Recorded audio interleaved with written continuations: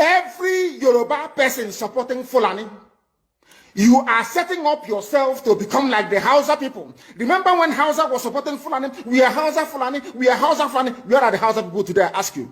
Where are those Hausa people today? Do you see them anymore? They're saying we are Hausa Fulani, we are Hausa Fulani. Do you see them again today? Do you see them? I'm asking you. No, because Fulani have completely overwhelmed them. It's called emasculation. Completely emasculated them. Look at what they're doing in the East.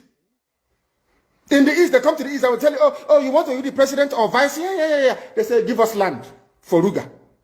They give them land. The soldiers of Kadu did that Lord Banta. They have taken it over in forever and ever.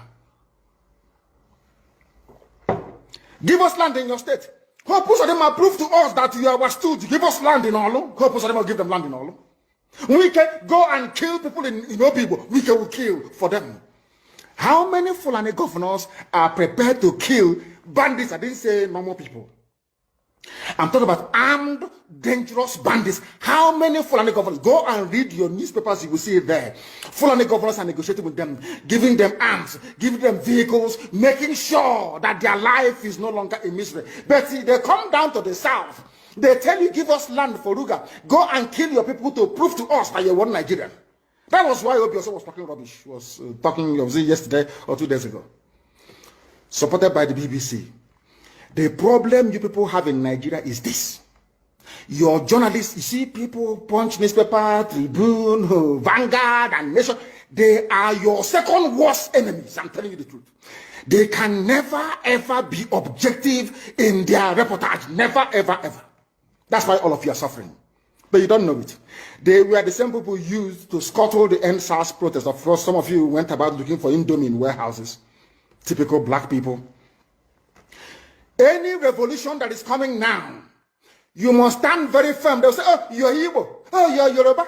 Oh, you are from Europe. Don't join them. It's our turn in 2023. If you do this, you will scuttle our chances of becoming the president in 2023. Ask yourself, all of them that have been president from time immemorial, what benefit has it brought to you as a human being? Absolutely nothing. So you have nothing to lose. Absolutely nothing to lose. You look at them now, how they have now descended on Yoruba people, asking them to concede, give us your forest, we must graze, we must do this, we must do that. And slowly before your eyes, they are giving in, they are capitulating, they are allowing them to go, if you don't give it to us, Tinubu will not be president in 2023. Tinubu won't be the president. That's what I'm saying to you. And foolishly you will agree and hand over your land to them. And once they take your land over from you, look at Hausa. Because there is a saying where we come from. If you want to know what your life is going to become in the future, look at Hausa people. If you want to understand or appreciate, I will say, the life that you are about to bequeath to your children and grandchildren, look at Hausa people. Is there any Hausa governor today? Is there any Hausa emir? Is there land though? Katsina is Hausa land. Kanu is Hausa land. Sokoto is Hausa land. The Hausa people own it, indigenous to those areas. I'm asking you this question. Is there any Hausa man who's an emir in the north? The answer is no. Something's going to happen to you. If you don't rise up now to break, I'm not even asking people to break this rule. Demand for what rightfully belongs to you, your freedom. The freedom to decide. The freedom to write a constitution if you prefer. The freedom to live with whoever you want to live with. That is what we're asking for. But most people misunderstood what we are saying. And today, almost everything we have said about the zoo has come to pass. Everything we have told you, everything I told you has come to pass, hasn't it? Everything. And some people are still questioning and arguing. They said, Fulani will resist by all means necessary, including armed resistance, any attempt to forcefully eject them from the forest. Yoruba, you must ask yourself this question. When we were pursuing them from Ebonyi, why didn't they say something about ESN or Nnamdi Kanu? Why? Have you asked yourself that question? Because they know we are prepared to die to defend our land. They understand that very well. That is the only language the Fulani understand. You cannot say to Fulani, oh, let us have a Fulani president. And after that, all will be well. Never, ever, ever. They will continue to expand. They will continue to identify idiots in your midst, traitors, saboteurs in your midst. They will promise them heaven and earth. They will give them anything they ask for in order to ensure that they get into you, they subjugate you. Look at Yoruba land, Ilorin. Yoruba, how did you lose Ilorin? You lost Ilorin because somebody thought or felt that by aligning himself with what he felt was a superior Fulani force, he can defeat his own people. Afonja, what happened?